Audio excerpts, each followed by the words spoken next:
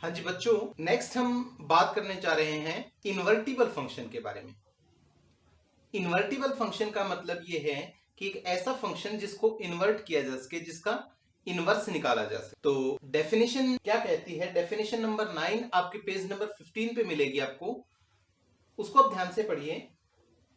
कहते हैं कि a function f from x to y is invertible if there exists a function g from y to x such that g of f is identity function in x and f o g is identity function in set y। ठीक है कि अगर x से y का कोई function है, कोई mapping है f, उसके लिए एक दूसरा फंक्शन g होना चाहिए जो y से x में हो।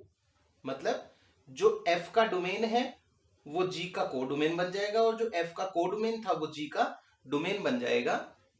तो ऐसा कोई फंक्शन g हमारे पास अगर अवेलेबल हो जिसको इसके साथ कंपोज करने पर g और f का या f और g का जो कंपोजिशन बने वो आइडेंटिटी फंक्शन बने, तो ऐसी स्थिति में हम कहेंगे कि f इन्वर्टिबल है और f का जो इनवर्स होगा वो g कहलाएगा।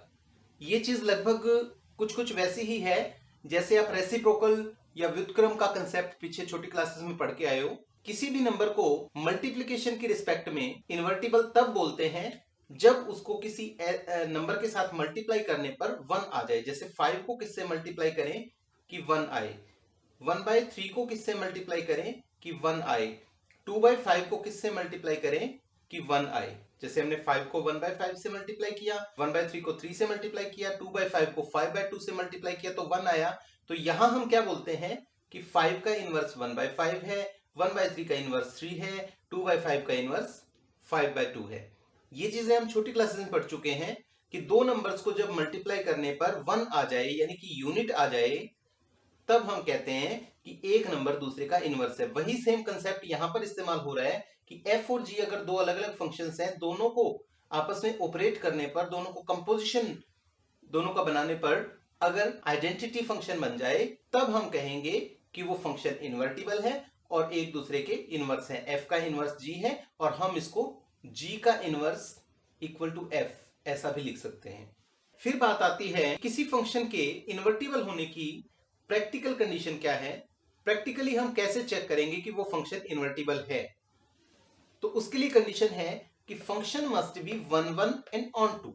इस इनवर्स के कंसेप्ट को अगर हम डायग्राम के माध्यम से रिप्रेजेंट करने की कोशिश करें तो कुछ ऐसा होगा कि ये सेट x और ये सेट y है और फंक्शन f के अंडर यहां कोई एलिमेंट अगर x है उसकी इमेज यहां पर सपोज y है।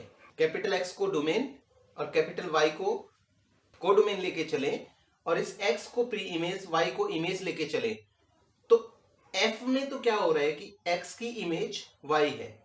और अगर हम इसको उल्टा कर दें, मतलब इस मैपिंग को हम y से x की तरफ ले आए तो ये f इनवर्स हो जाएगा। सीधी सी बात है कि x की इमेज y है f फंक्शन के अंदर, तो y की इमेज x होगी f इनवर्स के अंदर।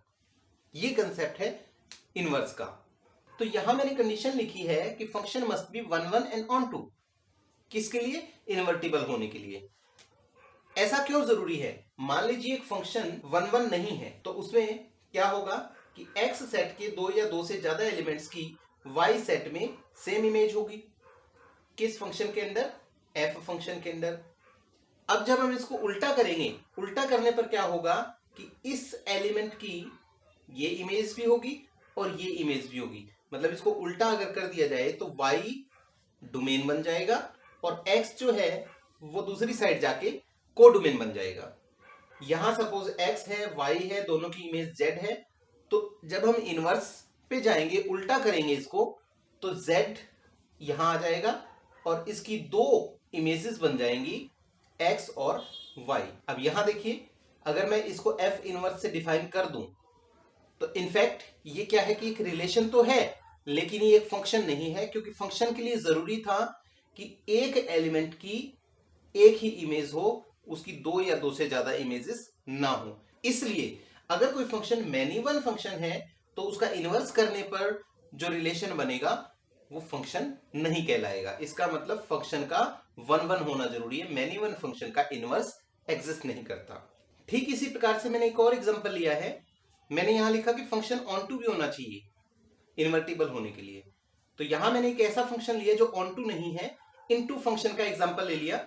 इनटू फंक्शन में क्या होता है कि जो कोडोमेन होता है उसका कोई एक ऐसा एलिमेंट, मिनिमम एक ऐसा एलिमेंट जरूर होता है जिसकी कोई प्री इमेज नहीं होती। यहाँ पे मैंने z को फ्री रख दिया। अब जब मैं इसका इनवर्स करूंगा, मान लीजिए ये f है, अगर मैं इसका इनवर्स करूंगा तो उसमें क्या होगा, डायग्राम उल्टा हो जाएगा, ये y सेट हो जाएगा, ये x सेट हो जाएगा। इसके एलिमेंट्स b, y और z है, और इधर इसके एलिमेंट्स a और x है। a b से कनेक्टेड था तो यहां b a से कनेक्टेड हो जाएगा। x की इमेज y थी तो इनवर्स में y की इमेज x हो जाएगी। अब ये z जो एलिमेंट है इसकी कोई इमेज नहीं होगी, क्योंकि पहले f में इसकी कोई प्री इमेज नहीं थी। तो अब यहां f इनवर्स जब हम करेंगे तो यहां इसकी कोई इमेज नहीं होगी। और जब डोमेन के किसी एलिमेंट की को डोमेन में कोई इमेज ना हो तो वो फंक्शन ही नहीं होता, ये फंक्शन ही नहीं कहलाएगा। Means f inverse is not defined.